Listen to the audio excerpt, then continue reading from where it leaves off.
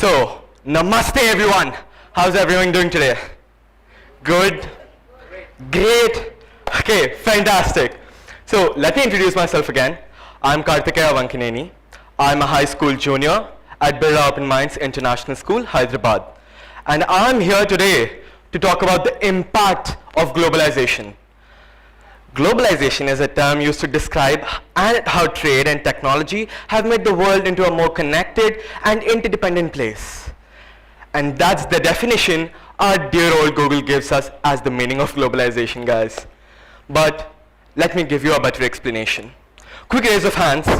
How many here have friends or family living abroad? Right?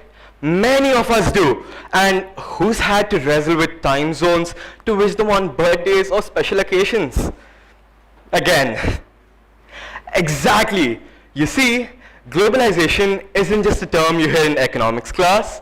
It's something that affects even our daily interactions. Now, picture the world as a diverse, intricate quilt. Every patch represents a different culture, nation, or community. Now, think of globalization as the needle and thread that sews these different patches together, affecting the whole quilt in the process. It creates a complex and interconnected network where the pull of a single thread could impact the entire design. Firstly, let's talk about the colorful, bright spots of our quilt. You know, those spots that make us go, wow! Globalization has opened up an astonishing array of opportunities and experiences. Remember when our grocery lists were pretty straightforward? Not anymore. No. Walk down any supermarket and you'll find an international foods aisle where you can buy ingredients for everything from sushi to pasta. You could be in Goa jamming to American hip hop or in Bengal binge watching a Korean drama. The world has essentially become a cultural feast at our fingertips. It's like having a cultural carnival right in the comfort of your living room. However, not all is well in our quilt. When threads from powerful economies intertwine closely with those from weaker ones, imbalances happen. Ever notice how global brands flood our markets, creating a tough time for local businesses? While cities become booming global hubs, smaller towns and villages are often sidelined. Globalization is a double-edged sword. It offers opportunities, but also threatens to widen the socio-economic gap. This disparity is evident even within India. We have cities striving to become the next Silicon Valley, while farmers in rural areas struggle for the basic amenities. In simple words, globalization opens doors, but also has the potential to exacerbate inequalities. It's not just a global issue, but a domestic one as well, and the scales are uneven. Culture, the soul of any community, faces its own set of challenges in the age of globalization.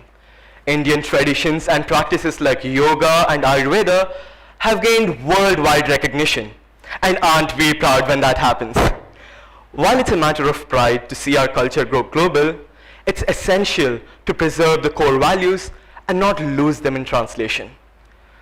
For instance, yoga is much more than a series of physical postures.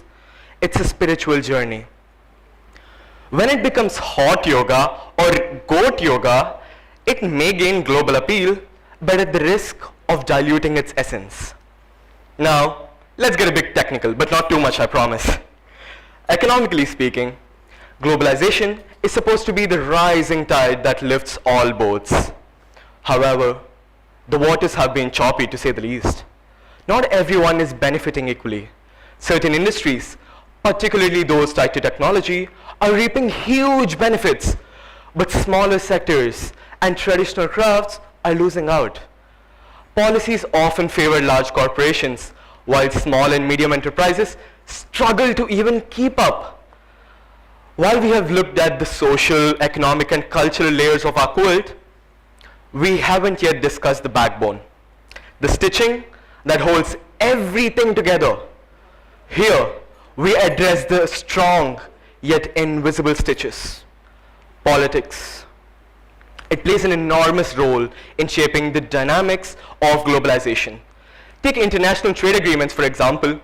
When a powerful country negotiates with a smaller one, the terms are rarely equitable.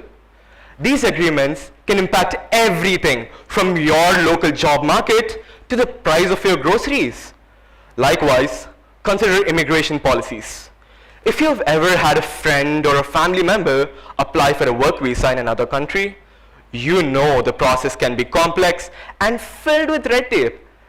These policies don't just affect the individual, but have ripple effects on communities and even sectors of the entire economy. And let's not forget about international bodies like the United Nations or the World Trade Organization. While their purpose is to provide a level playing field, the reality often favors nations with more political clout. So, the question we should ask is, how can we make these political mechanisms more inclusive, more fair? So, where does that leave us? How can we enjoy the fruits of globalization without letting it turn into a disruptive force? The answer lies in moderation and conscious choices.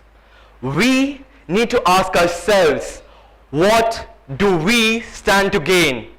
And what could we potentially lose? It's about appreciating a Taylor Swift concert without forgetting the charm of A.R. Rahman, sir. It's about enjoying a Starbucks latte, but also keeping our local chai wala alive. In conclusion, globalization is neither the superhero we always cheer for, nor the villain we love to hate. It's a complex, distinct phenomenon that requires a balanced approach. We can either let it enrich our quilt, making it a more beautiful and a colorful one, or let it pull at its seams, creating disarray.